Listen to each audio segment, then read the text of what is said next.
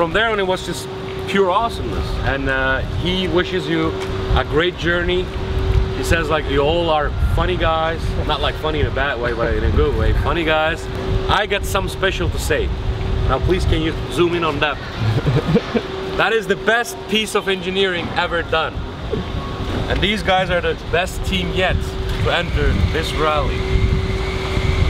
Because this little bugger and 4 guys, that's a really big challenge for the car. Not for you guys, you're just driving. You're just imagining this beauty.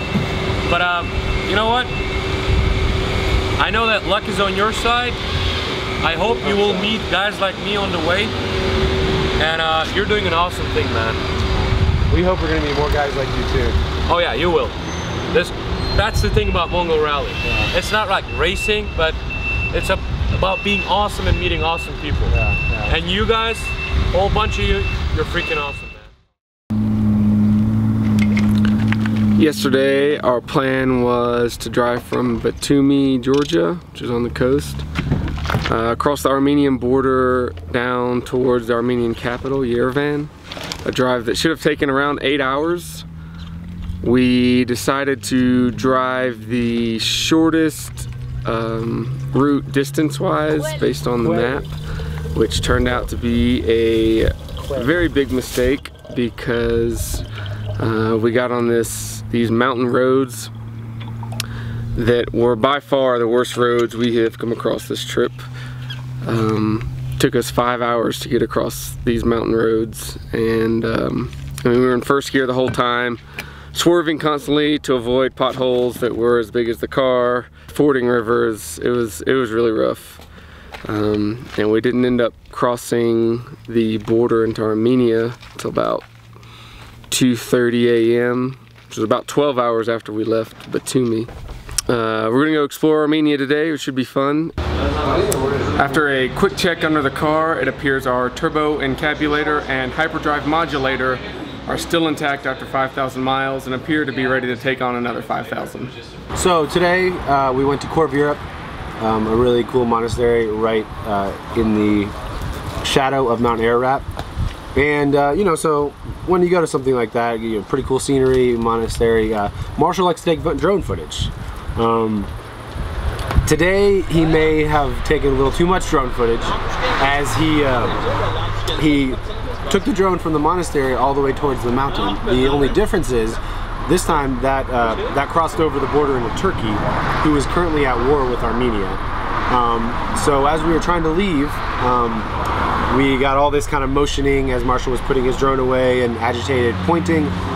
We didn't think much of it, and we got down in the car, and the guy was standing behind the car not letting us leave and said we had to go talk, and finally someone who could speak enough English to translate said go talk with the priest, the head priest. And so we we'd debated for a second, and I grabbed my passport copy and I ran up there. Needless to say, the head priest was very, very unhappy.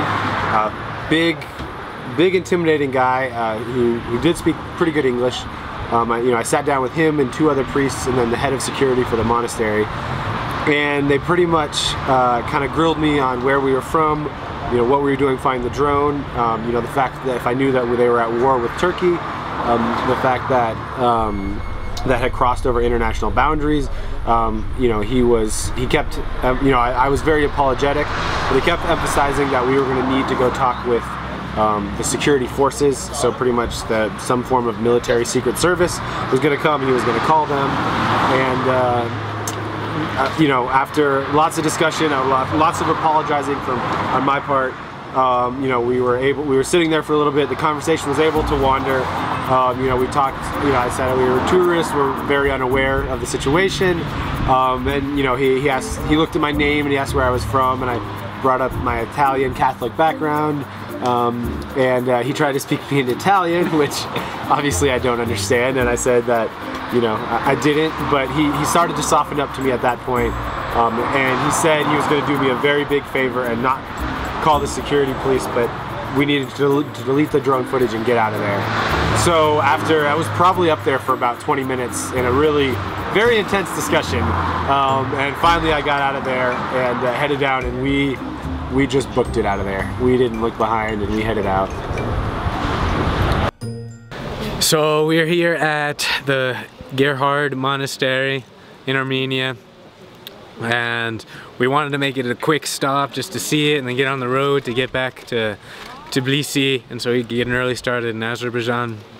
But as we're here, it's hot. I went down to the creek here to dip my shirt in and wash myself off, and this very nice Armenian guy just came up to me and said, "Hey friend, do you speak Russian?" And I said no, just English, and he tried to communicate a bit more and ended up like asking if I needed or wanted Pepsi. I said no at first, but it was he definitely wanted me to have some, so I had to say yes. And then he came down with the Pepsi, and the rest of the crew came, MARSHAL, Jonathan, and Josiah. And then we just sat there, we talked a bit, and they ended up bringing us some food, some delicious chicken, and a really amazing pork sandwich.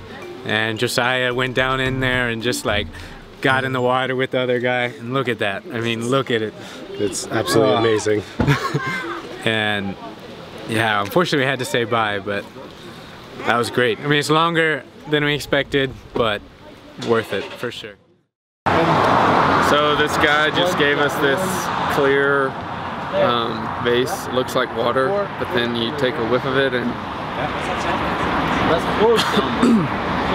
it burns the nostrils. And then I think Josiah's about to try some.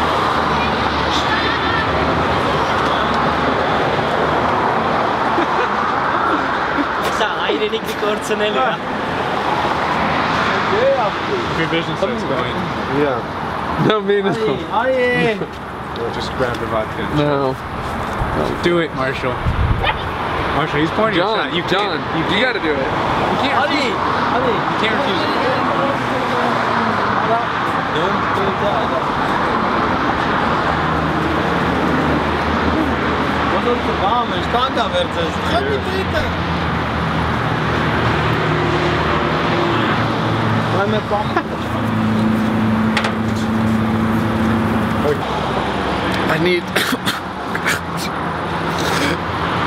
I need something else to drink. Just bring in the Pepsi. Oh, what is this? Is this? Oh, it's a pickle. Oh, pickle. I hate pickles. Thank you. Or cucumber. Oh, is it a cucumber? Cucumber. Much better. I'm so glad we got his face on camera. I'm so glad. That was so nasty. What did it taste like? Death. Tasted like death. Thought I might have lost my eyesight there for a minute.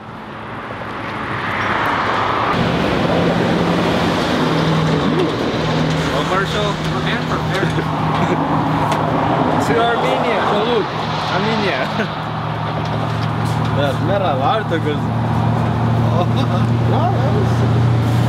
Good job. Good.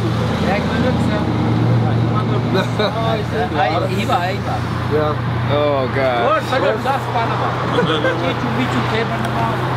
Thoughts? I don't even know how to describe that. It's like moonshine, vodka.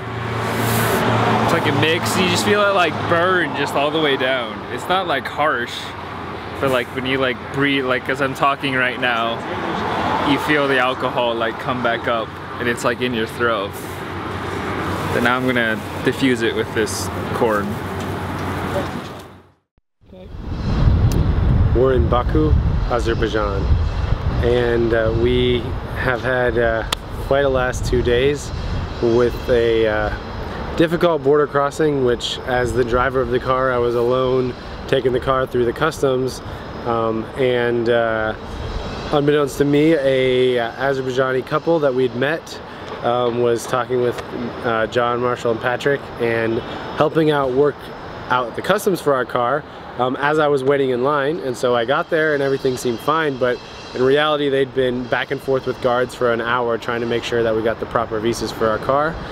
After that we had about a 7-hour border crossing, and then we had about a 7-hour drive overnight following them to Baku, when we arrived at, I believe, at 5:30 in the morning. And so we got a meal together, parted ways, and then we started on the craziness that was getting the Baku ferry. Pooped. The poop count is up to 7 on the day. The diarrhea count? The diarrhea count is up to 7. The puke count is registered at 1 so far. So, feeling pretty good about getting on a rundown ferry for the next 10 hours going into rundown country of Turkmenistan. Luckily, we got here the day before a ferry was supposed to arrive, where people had been camped out here for 6 days. We were able to get in touch with the fixer, Ismail, and he was able to work it out for a pretty expensive fee, but we're here and we're about to board the ferry for the Caspian Sea, hopefully. So after an interesting couple days in Azerbaijan, we are on the ferry to Turkmenbashi, Turkmenistan. The ferry ride has been pretty good. I mean, I think fingers crossed, MARSHAL making it on was a little, you know, a little nerve-wracking for a while. And there was obviously the wait. I mean, even after we got tickets and got, you know, went through customs, we waited in line for maybe 5 hours. Then we got on the ferry. We waited overnight, but we're moving. We're there. And we're almost there. So I think the ferry has been overall pretty good. It's been comfortable. Slept a lot. Done some reading. You know, good place for MARSHAL to get over his issue. Shit, give me your wallet. I don't even know where my wallet is.